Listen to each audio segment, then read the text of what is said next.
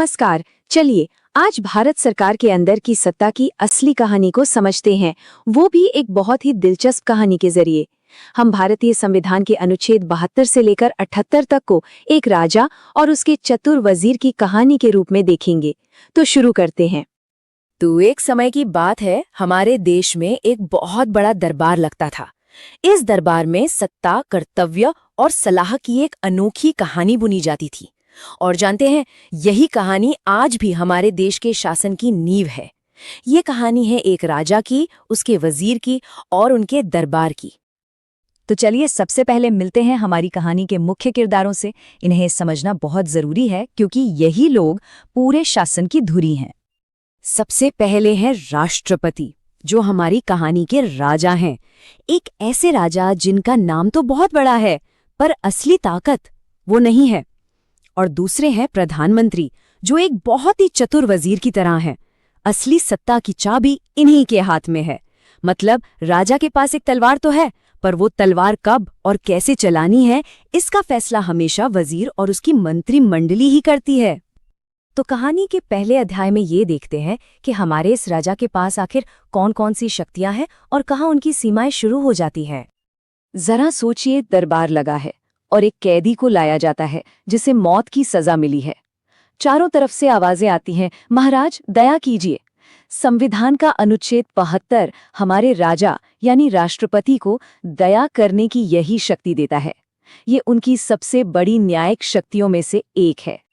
अब राजा की ये दया भी 5 तरह की हो सकती है। वो चाहें तो सजा को पूरी तरह क्षमा यानी माफ कर सकते हैं, या दंडक स्थगन के तहत उसे कुछ समय के लिए टाल सकते हैं। दंड माफी से सजा का समय कम कर सकते हैं। परिवर्तन से किसी बड़ी सजा को छोटी सजा में बदल सकते हैं, या किसी खास हालात में स्थगन के जरिए सजा को हल्का कर सकते हैं। लेकिन कहानी में एक बहुत बड़ा ट्विस्ट है। राजा इतना ताकतवर दिखने के बावजूद ये फैसला अपने मन से नहीं कर सकता था। तो फिर असली फैसला लेता कौन था?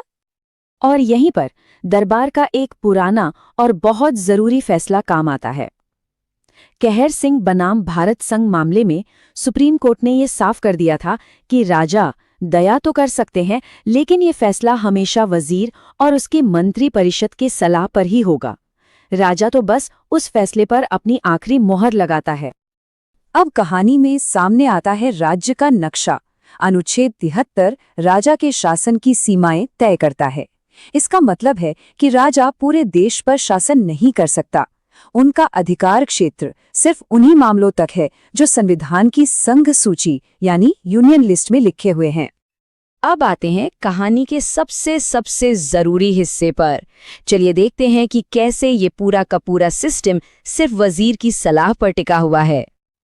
देखिए, अनुच्छेद 74 कहता है कि राजा को सलाह देने के लिए एक टीम होगी जिसका मुखिया वजीर यानी प्रधानमंत्री होगा। 1976 में 42nd संशोधन ने इस सलाह को मानना राजा के लिए जरूरी कर दिया, मतलब मैंडेटरी।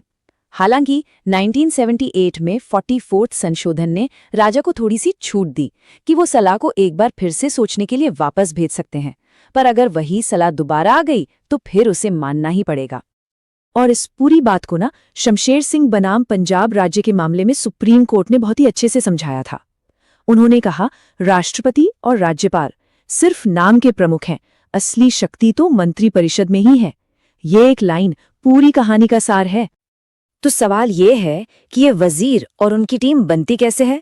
अनुच्छेद 75 के हिसाब से राजा लोकसभा में बहुमत वाले नेता को प्रधानमंत्री बनाते हैं। फिर उसी प्रधानमंत्री की सलाह पर बाकी मंत्री चुने जाते हैं। और सबसे जरूरी बात, ये पूरी टीम यानी मंत्री परिषद एक साथ मिलकर लोकसभा के प्रति जवाबदेह होती है। मतलब अगर लोकसभा का विश्वास खो दिया तो पूरी सरकार गिर जाती है। ठीक है, तो अब राजा हैं, वजीर हैं और उनकी टीम भी तैयार है। सवाल यह है कि ये राजकाज असल में चलता कैसे है। देखिए, दरबार में एक और बहुत ही जरूरी व्यक्ति होता है, महान न्यायवादी यानी अटॉर्नी जनरल। ये सरकार के सबसे बड़े कानूनी अधिकारी होते हैं जिन्हें राजा नियुक्त करता है। ये संसद की कार्रवाई में बोल तो सकते हैं, लेकिन वोट नहीं डाल सकते। एक तरह से ये राज्य के मुख्य वकील होते हैं। यहाँ एक और मजेदार बात है। दरबार में जितने भी फैसले लिए जाते हैं, जितने भी आदेश जारी होते हैं, वो सब के सब ऑफिशियल तौर पर राजा के नाम पर होते हैं।